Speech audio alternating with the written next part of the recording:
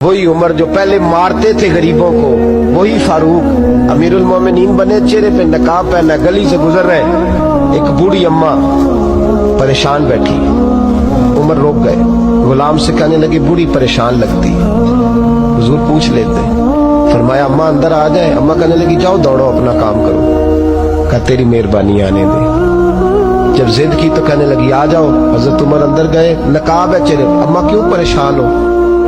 کہنے لگی عمر سے بڑی شکایت، کیا ہوا؟ کہنے لگی بوڑھی بھی ہوں، بیوہ بھی ہوں، بے اولاد بھی ہوں، 25 دینار کا قرضہ چڑھ گیا، 3 دن ہو گئے روٹی نہیں کھائی، عمر امیر المومنین ہے، اس نے میرا حال ہی نہیں پوچھا۔ حضرت عمر کہنے لگے اماں عمر کو کیا پتا تو اس حال میں ہے؟ تو مدینے کی وہ بوڑھی عورت بھی جانتی تھی کہ جمہوریت کیا ہوتی ہے، جمہوریت کیا ہوتی ہے۔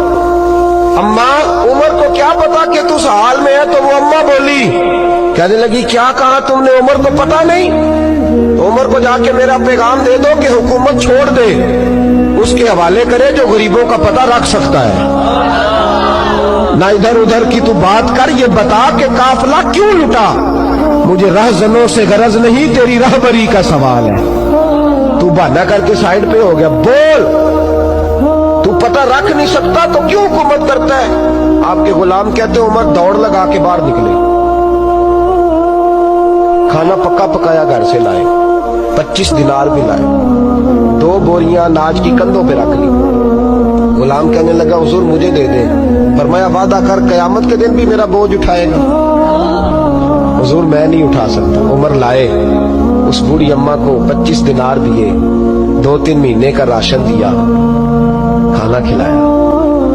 یہاں تو جس کا 200-400 ووٹ ہو اسے ہے کوئی سردار چودھری پوچھ لے، غریبوں کو کون پوچھتا ہے؟ لیکن جب میلاد کا انقلاب آتا ہے پھر غریبوں کی عزت بڑھتی ہے۔ حضرت عمر اماں کے پیروں میں بیٹھ گئے، کہنے لگے اماں چل عمر کو میری خاطر معاف کر دے۔ اماں نے ایک لفظ کہا تو آپ کے غلام کہتے ہیں عمر کو اتنا روتے کبھی نہیں دیکھا جتنا عمر آج روئے۔ اماں کہنے لگی میں کوئی نہیں معاف کروں گی، میں تو بوڑھی ہوں، کسی وقت بھی بلاوا آئے گا، جب میں مروں گی نا نبی پاک میری قبر میں آئیں گے تو میں عمر کی شکایت لگاؤں گی، میں کہوں گی محبوبہ میں غریب نہیں، مجبور، پریشان، آپ نے اس کی ڈیوٹی لگائی تھی، اس نے میرا حال نہیں پوچھا۔ آپ کے غلام کہتے ہیں عمر اس طرح روتے جیسے بچہ بلک کے روتا۔ کہنے لگے اماں اس طرح نہ کرنا، عمر بڑا کمزور ہے، بڑا کمزور ہے، وہ یہ شکایت نہ لگانا، عمر بڑا ماڑا ہے، حضور کا سامنا نہیں کر سکے۔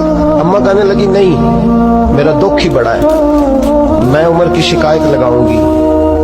حضرت فاروق اعظم منت کرنے لگے تو بوڑھی کہنے لگی چل تیری خاطر عمر کو معاف کیا۔ حضرت عمر کہنے لگے مجھے لکھ کے دے، اماں کہنے لگی تم لکھ دو میں سائن کر دیتی ہوں۔ حضرت عمر نے لکھا فلاں بنت فلاں عمر سے ناراض تھی، پھر عمر نے راضی کر لی۔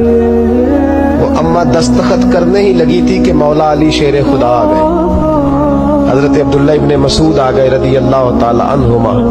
اندر آتے ہی کہنے لگے عمر یہاں کھڑے ہو، میں سارے مدینے میں ڈھونڈ آیا ہوں، وہ ملک شام کے کچھ سفیر ملنے آئے۔ اماں فٹافٹ اٹھ گئی، ہائے یہ عمر تھا، عمر کے سامنے کہتی رہی۔ فاروق اعظم کہنے لگے نا اماں تو وعدے پہ قائم رہ، تو نے جو کیا ٹھیک کیا، سائن کر۔ اماں نے دستخط کیے تو حضرت عمر حضرت مولا علی شیر خدا کرم اللہ تعالی وجہ الکریم کو خط دے کے کہنے لگے علی گواہ کے سائن آپ بھی کر دو، عبداللہ بطور گواہ تم بھی دستخط کر دو۔ جب سائن کر دیے تو حضرت عمر نے رکا لپیٹا اور حضرت علی کو دے کے کہنے لگے علی مجھے امید ہے میں تم سے پہلے دنیا سے چلا جاؤں، جب میں مر جاؤں تو یہ رکا میرے کفن میں رکھ دینا۔ میرے نبی نے اگر پوچھا عمر میری امت کا کیا کر کے آئے ہو تو میں رکا نکال کے عرض کروں گا مولا ایک بوڑھی اماں ناراض تھی، میں اسے بھی راضی کر کے آیا ہوں۔